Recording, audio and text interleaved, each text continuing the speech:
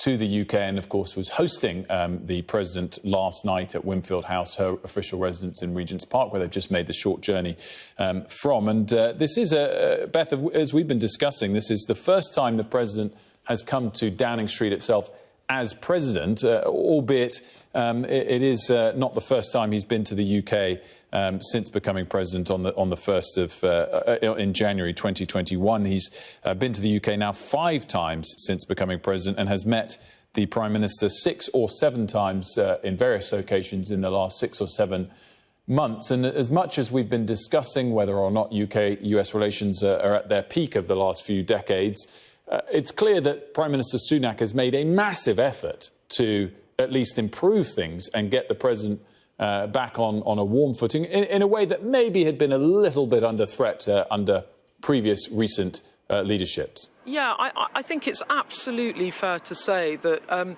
the relationship was pretty scratchy with Boris Johnson and Liz Truss.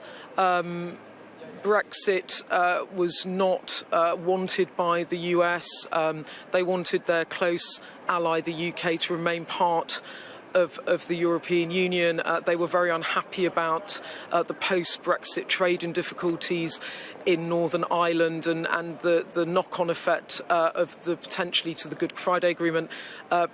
Prime Minister Sunak worked very hard to rebuild relations with the European Union. The car door is just opening now. Made big efforts to rebuild relations, and I think it has paid off. There seems to be a warmth between these two gentlemen. There's a bigger strategic question about how important geopolitically the UK is to the US now we are not members of the EU anymore. Here he comes, President Biden.